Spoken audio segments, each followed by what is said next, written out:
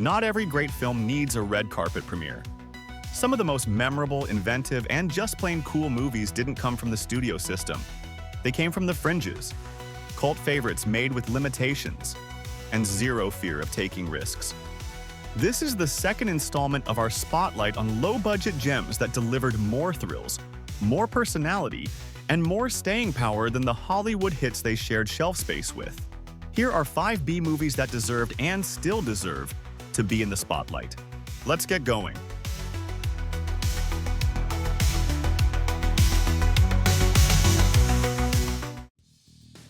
The Legend of Billie Jean, 1985. Stop the car, it's our Billie Jean! What starts with a busted scooter ends with a teen icon rallying a generation. The Legend of Billie Jean isn't loud.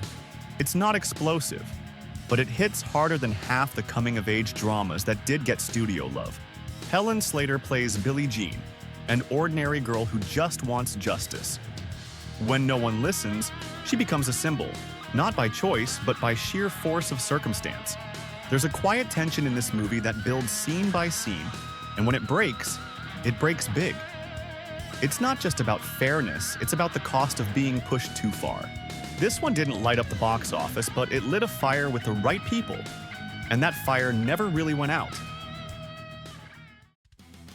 Death Race 2000, 1975. Buckle up. This one doesn't slow down, and it surely doesn't ask for permission. Death Race throws nuance out the window at 100 miles per hour.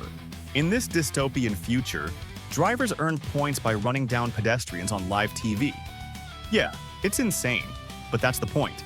It's all sharp edges and sharper satire, taking shots at violence, entertainment culture, and blind nationalism, with enough absurdity to keep it dangerously entertaining. David Carradine brings a cold, controlled menace to Frankenstein, while a pre-Rocky Stallone charges through as Machine Gun Joe with pure, unfiltered aggression. But underneath the chaos, this thing's got a message. It's messy, it's mean, and it's way more on the nose than it has any right to be, in the best way possible. Class of 1999, 1990. What do you do when schools fall apart? If you're the government in Class of 1999, you send in the robots. This isn't just futuristic dystopia. It's trench coats, mohawks, and android teachers snapping limbs in hallways. Think RoboCop meets Dangerous Minds, but shot through an old-school riot. The premise is absurd. The effects are delightfully grungy, and the movie leans all the way into its own madness. But here's the kicker. It still hits on something real. Discipline, control, fear dressed up as authority. It may be chaos on the surface, but it's calculated chaos. And for anyone who ever wanted to blow up homeroom, this one speaks your language. The Blob, 1988. This remake doesn't just update a classic, it outguns it. The Blob 88 isn't here to play nice. It shows up, melts people into puddles of pink slime, and does it with practical effects that still go toe-to-toe with modern CGI. Characters you expect to carry the story. Gone in the first act.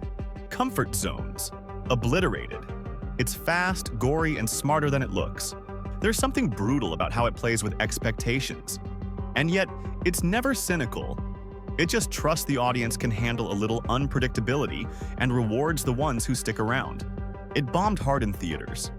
Now, it's essential horror. Big Trouble in Little China, 1986. This movie doesn't follow rules. It kicks them off a rooftop and laughs all the way down. Big Trouble in Little China is pure genre chaos.